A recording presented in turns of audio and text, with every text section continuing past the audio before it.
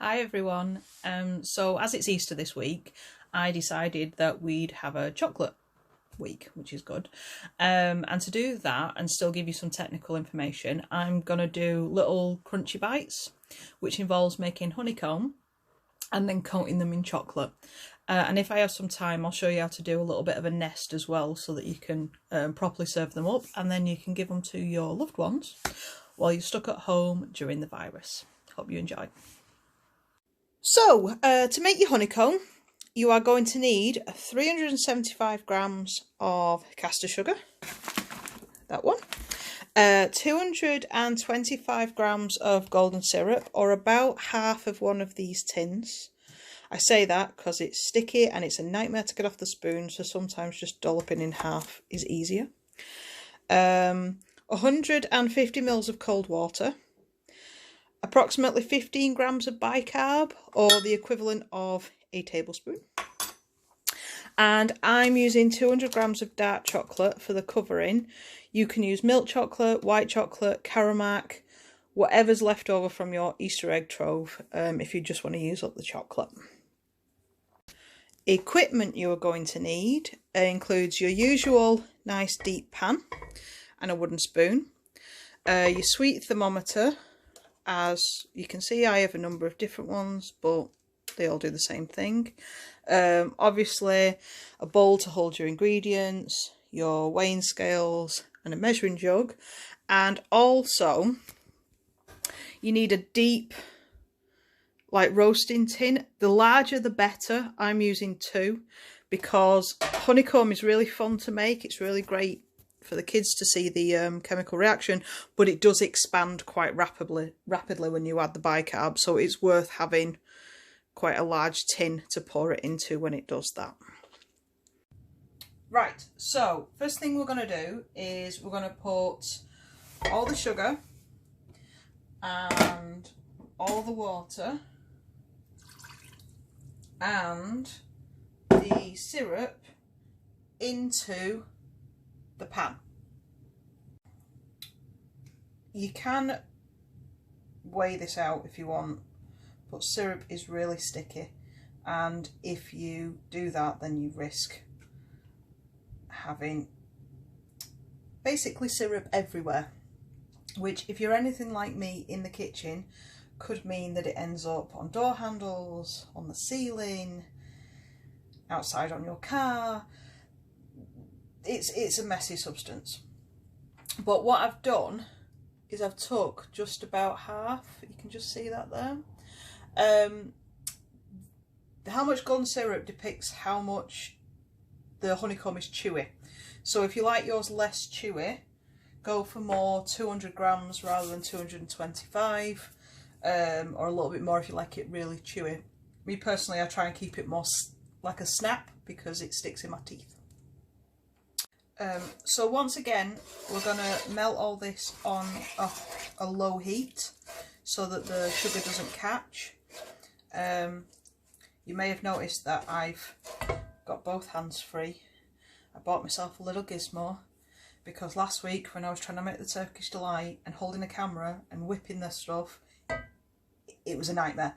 And working with sugar, it can be quite dangerous because of the temperatures that you're dealing with, and it also tends to stick to you if it spits at you, so you can get burnt quite badly. So for health and safety reasons, and also so that I can show you properly what's going on, I bought myself a little stand thing which is currently attached to my cupboard door, so I really hope it doesn't fall off.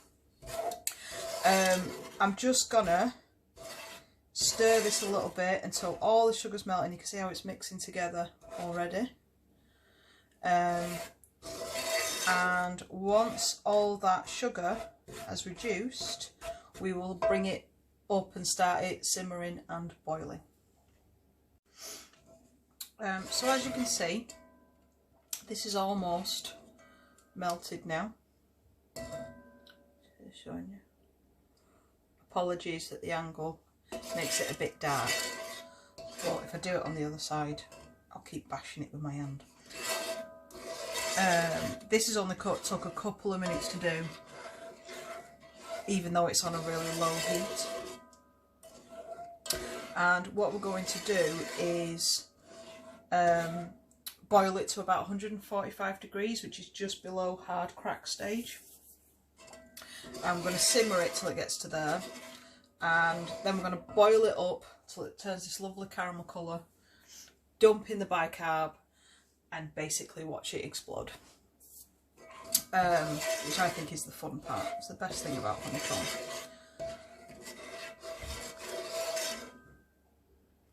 So, a little tip, and I'll show you this when we do toffees and things later, but to stop your sweets being grainy, if you dampen around the edge of your pan with a pastry brush and a little bit of water, the sugar that sticks to the sides will go back into the syrup, and then you don't get that kind of grittiness that sometimes you get. If you ever buy sweets from the shop and you get like fudge and it tastes gritty, it's because they haven't took the time to melt all the sugar on the sides of the pan before they finish. So I'm just doing this to try and make the honeycomb as smooth as possible, and also so that you see the trick. Another important thing when you're making sweets, once all of the sugar is melted, stop stirring it. A lot of people start doing sweets because they're bakers, and I've noticed this a lot in my class. Everyone feels compelled to keep stirring. That's the worst thing you can do. It's better to just leave it to boil on its own. Essentially, once you've melted all that sugar, it won't burn, so there's no reason to stir. You're just literally adding heat into the mixture. All sweet making it requires a great deal of patience, so it's very, very slow, and then all of a sudden it's very, very quick.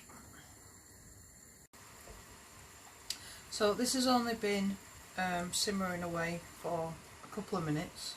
I'm already up to 109 degrees. I don't know if you can see this. Drops down really quickly. It will stay at like 120 for the longest time, and then all of a sudden, if you take your eyes off it, it'll be at 140, and that's because of the way the heat expands the syrup. It's like bursts of energy that will suddenly boost it up. So it's really important to keep an eye on your sweet making at all times, because it can go from perfectly fine to burnt in less than 5 seconds. Just going to show you a close-up so that you can see, because I'm aware that the light is not really showing it to its best.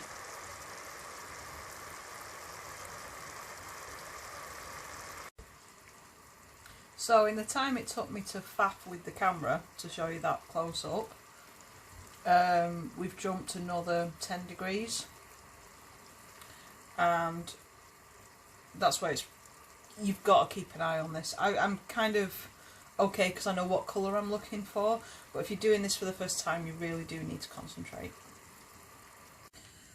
So as I've got up to about 138-39, I've just turned the heat up a little bit. So incrementally increased it, because we're only a couple of degrees off, and I want to make sure that it is like a regular heat increase as we go along, because we're going to boil it at 145, and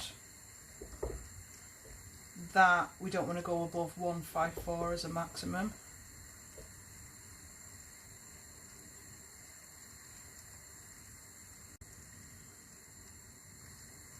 So now we're up to 154.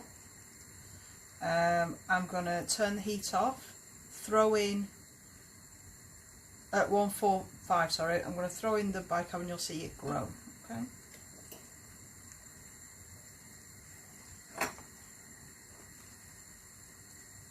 So about 15 grams of the bicarb, and then I'm going to whisk that in,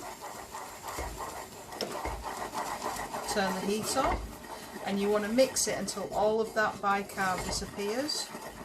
You can see how quickly that grows. Now this will continue to grow, which is why it was really important to get yourself either a large baking tin or two baking tins. So let's move this into position. I'm going to tip a little bit into one pre-prepared tray and then one into the other one, and that way there'll be more than enough room to grow. I'll bring this down here, you'll be able to see. And it gets really sticky really quickly.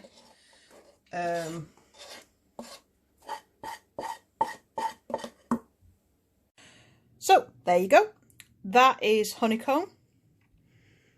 It's very pretty. You'll notice the dark area right down there. That's because I stupidly dropped the thermometer in it, but it's fine.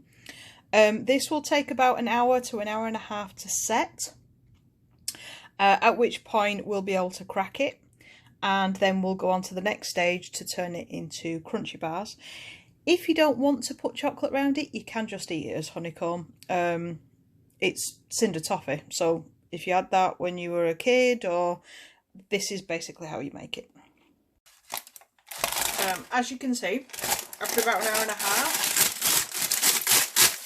your honeycomb is a solid piece, and you can break it into different pieces, either with a knife or a wooden spoon, or just, you know, giving it a good whack.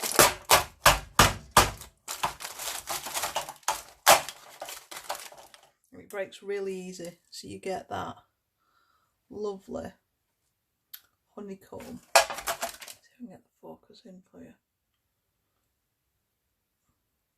See? That's what it should look like.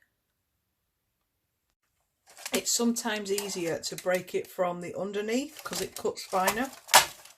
Much easier to get that sharp edge. And you'll end up with a lovely collection. You can make it as small or as large as you want, and then you get proper chunks. The next stage is to melt your chocolate down so you can do a coating. I am using the dark chocolate, as I said before. If I was doing this in a class, I'd do it over a bain-marie, so that you can keep the temperature moderate throughout. But because I'm at home, I'm going to use my microwave. If you do it in just like 10-second bursts and just keep mixing it up, you'll get a perfect melted chocolate consistency. You don't want to over melt it in the microwave, so if there's still a couple of lumps in at the bottom, you usually stir it to melt them out, because otherwise you can risk burning your chocolate, which is the last thing that you want.